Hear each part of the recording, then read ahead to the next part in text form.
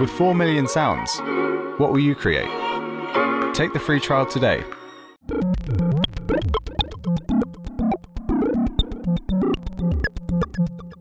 Hello YouTube, welcome to a new Synth Anatomy video and to the Superbooth 20 Home Edition coverage. I'm again here with Stijn from the This Is Not Rocket Science.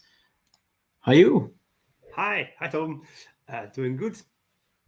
I hope you are still healthy and you are doing good in Netherlands.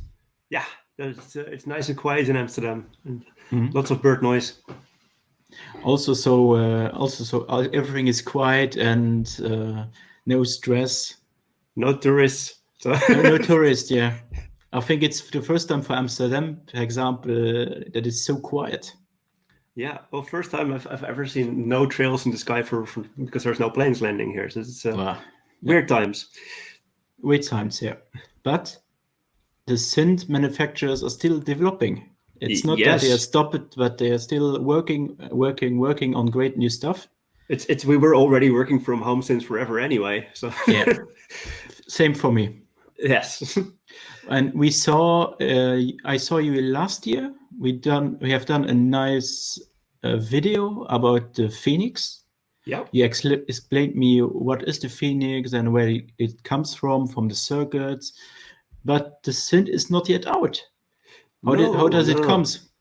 Well, at first we started out with the designs for the Fenix 2, and then we spent a lot of time converting the Fenix 2 into modern circuit boards and making everything tinier and manufacturable. But then we still had to add all the things that make This Is Not Rocket Science device a This Is Not Rocket Science device. So we spent a lot of time reworking the digital bits that are in here. Most of the analog bits we got from the Fenix 2, but the digital bits we still wanted to finish up to our standards, because we could just put something in there, but that wouldn't be enough for an instrument like this. So we gave it some love, and we spent a lot of time just making the whole product more rounded. Because one detail over here is the bamboo side panels. We actually found a better manufacturer, a local manufacturer, Rob Gold from Gold Caseworks, is now doing the wood for us in 10 times higher quality than what we had last year. We finally found a place to source all the rings that you see on here. Okay. Everything is color coded. So before there was just a big field of silver rings, and it was hard to see what was what. And now we finally made it so every gate signal is blue, every audio signal is yellow, and every CV signal is nicely gray. So we have that all matched. The case itself has gotten quite a few upgrades, so it's just easier to assemble and just fits together better. We've been developing a new desktop stand, also made out of bamboo, so you can put it nicely up straight like this. This is currently not on the bamboo stand because it's in Rob's place. Yeah, just all over. There's been improvements in almost everything. Yeah, it's very hard to show them side by side. As well, this thing here was like this. Now it's like this. Do you have changed something on the interface, or is it still the same interface? It's mostly the same interface. There's being consistent in a system like this is part of the reason why we make a system like this to begin with. So we try to have a consistent sort of design language, or even just a usability standard. Like if there's a 1 volt per octave input, it should always be top left. So you never have to think about it, just plug it in top left. But even with just a simple rule like that, mistakes start creeping in, or sometimes there's options that may not be so clear because they're just either way could work.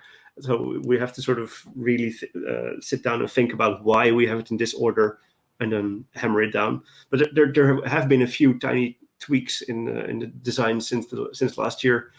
There even have been some tweaks since this version, because this is prototype 2. The one I had at Superbooth was prototype 1. We are now at production prototype number 3, which should be factory final, and then we can start thinking about getting this thing manufactured. But one of the last things that changed around is that over here there's the LFO section. It's all red. A slew limiter is not an LFO. in the final version, we changed it from red to gray. So this is just tiny things, but they have to be right and they have to be consistent. Even if the circuitry itself is not that much different anymore, it's we need to get all the details done. How much Fenix is still inside Fenix? Because we know Fenix was a modular synth in the past, but let's see how compared to the older versions to now. Does it have still the Fenix sound, or how do you improve it, or how you change it? The Fenix sound is of course very, very difficult to pinpoint because every module has its own sound, and every module that we kept still sounds exactly the same as the original. Like we kept one classic oscillator, which is 1-to-1 copy of what the Fenix 1 had 3 of. But how would you describe the sound of the Fenix? Is it what makes it so special? And it's not exactly the sound, it's the way of being pulled into places that you didn't expect. Because you have a system with all these modules in front of you, instead of you have a limited eurorack system where every module you add to it, you get to learn all the modules one by one. And you only put in there what you really specifically sought out to put in there. So like a lot of people find out that they need a lot of utilities by the time their rack is already full.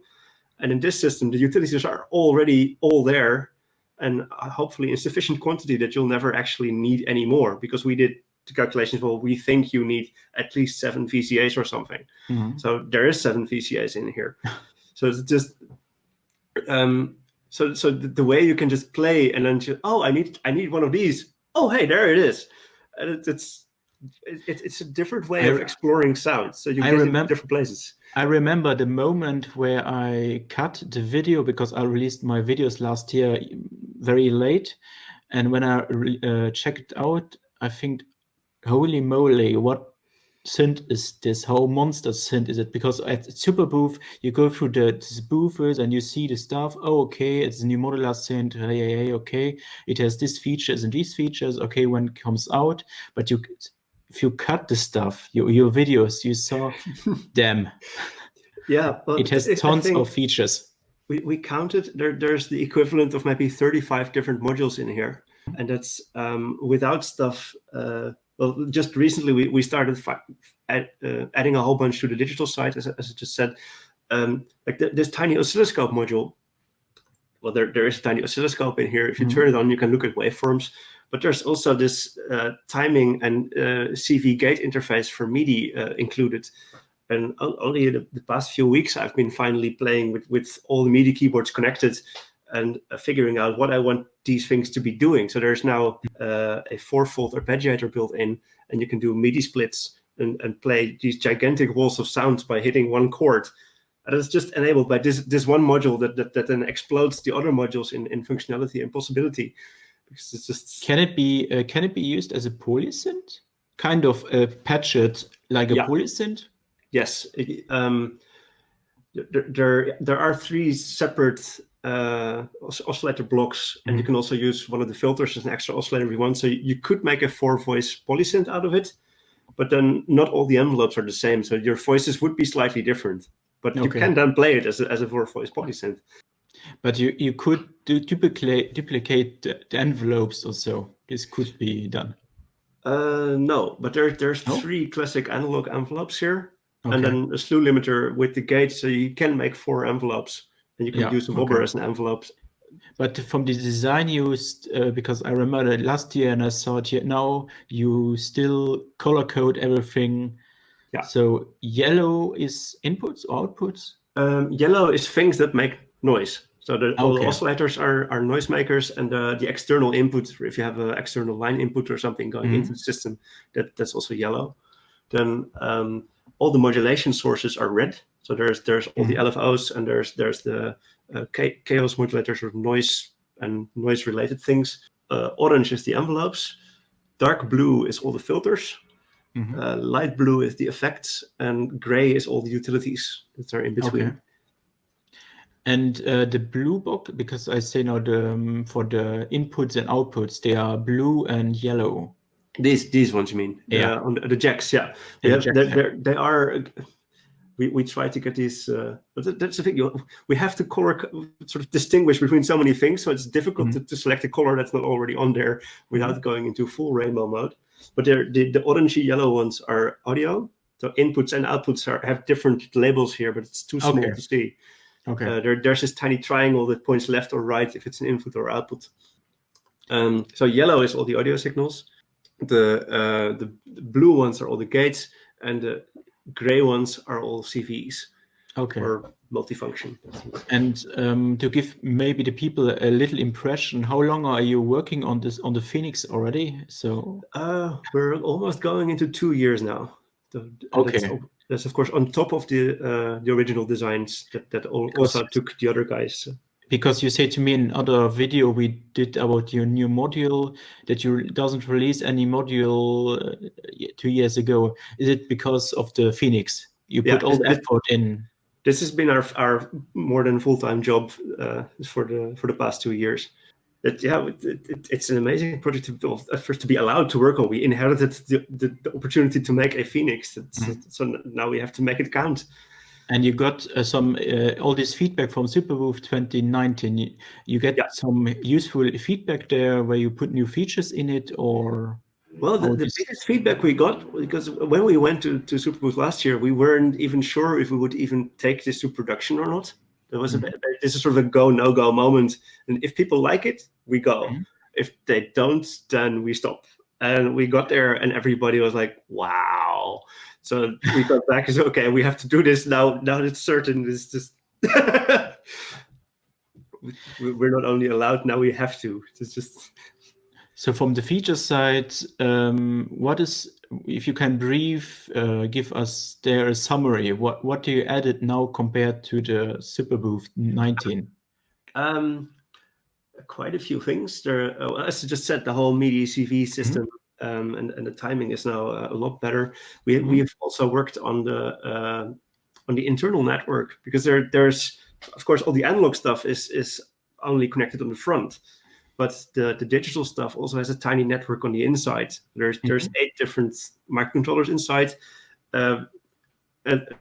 Even for a simple thing like updating the system software, you can now plug in the whole thing as the world's most complicated USB drive. Just plug it into your system, drag a new firmware, and it will internally update.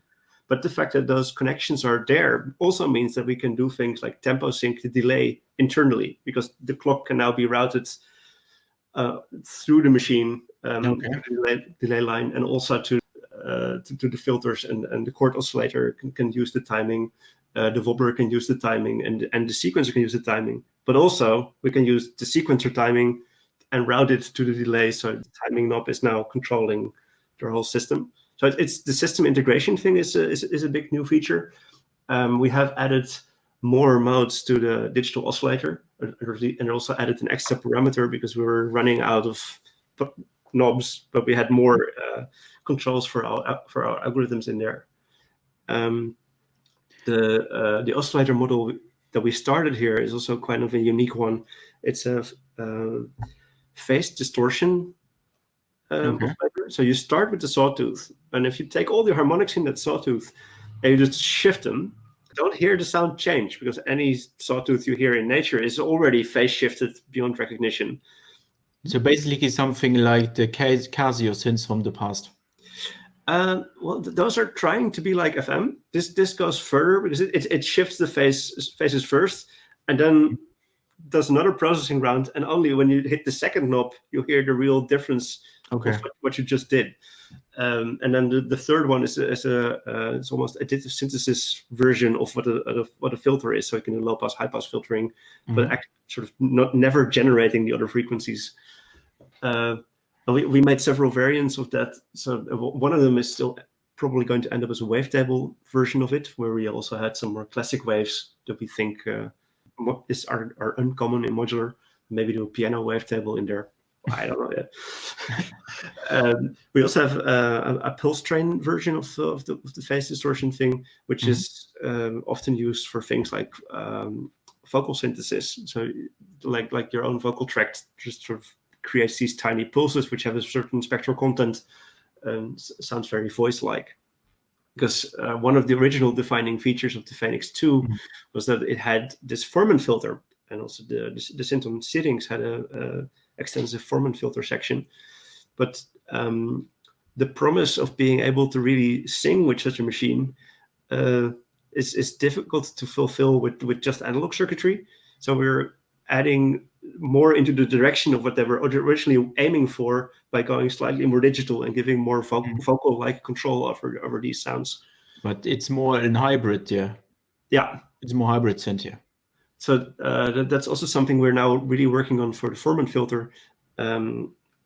Instead of going with the classical version of what the scientific literature says that a Furman filter should be, we've done a whole bunch of our own research and vocal recordings of Priscilla singing and doing certain kinds of vocal transitions to see how these Furmans really transition while you're singing, instead of just saying, well, if somebody says an ah, then this is the spectrum, and if somebody does an a, then this is the spectrum.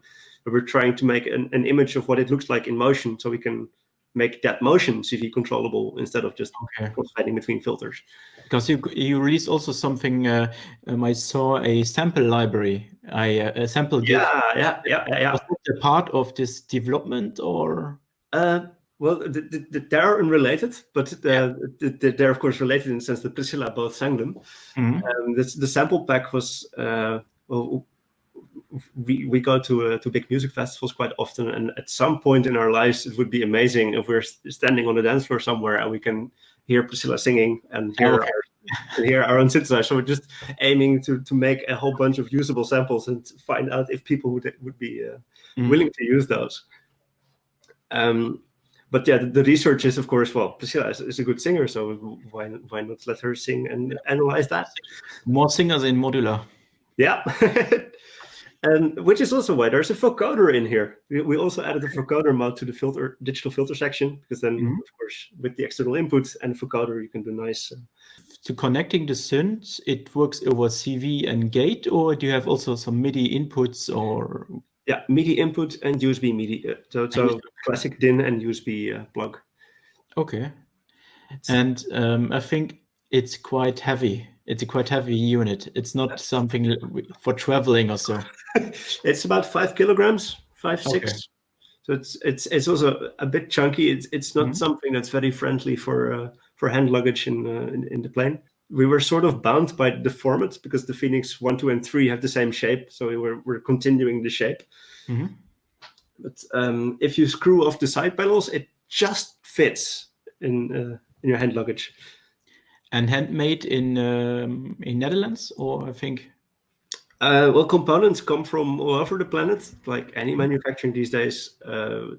Like the rings come from India, the PCBs come from China. The circuit board assembly we're now discussing with a Dutch factory, actually.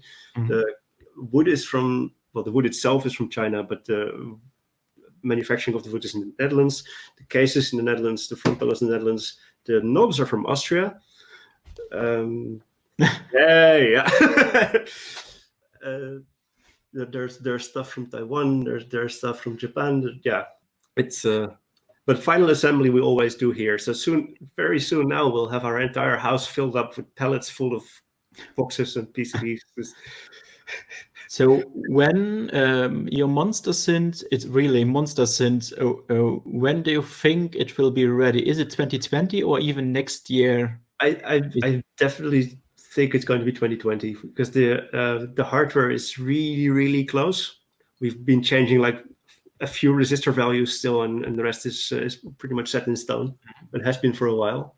The next big thing to do is finishing all the firmware and the DSP side of things, because there is no upper bound. At some point we'll say, well, this is it. It's shippable. It can always be nicer. So we would just have to draw a line somewhere. And the manual, we really think that this thing deserves a proper manual. So we're going to be spending some decent time on that before it can go out. But that should all be still this year. And pricing point? The price point, we've been, we're solid on the price of 5,000, including taxes, but excluding shipping. Okay. So that, yeah. So it was already pre-order on Superbooth last year, I think, or Yeah, we have a waiting list. It's not an actual order yet; they're just on the waiting list. It's no strings attached. You can be on the list. When you sign up for it, Priscilla will send a mail with all the rules and the timeline and everything else that we're doing. I think it will fit in many studios very nicely, and it will be a very eye-catcher. Yeah, I have another tiny detail here. This is part of getting all the details right. Is for all the color-coded jacks, we now also, of course, have all the color-coded cables included. We're really trying to go for a batteries included feeling, where you get the device and you get everything you need, which includes a big stack of these custom ones. And we have our Superbooth giveaway, because we're not on Superbooth. If every Superbooth would have gone on, we would have been giving these away. These are tiny. Second. Yeah, we have our tiny cable ties in Phoenix colors. Okay. So that's one of the biggest things we're missing. Besides all the lovely people at Superbooth, we're missing all the stickers and nice swag. Yeah. So are we expecting then your new synth, your monster synth for this year? Maybe we will hear it also, because you sent me over maybe some sound demos. I will try to put them in the video or in an other video. Let's see.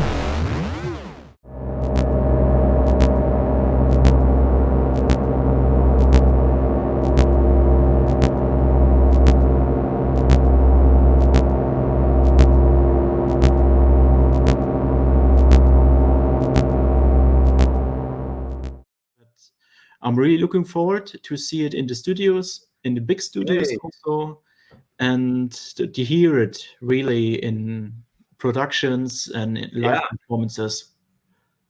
It's going to be so nice to finally see this thing leave the house and just see people having fun with it. Okay. Big thanks, Stijn. Thank I you wish too.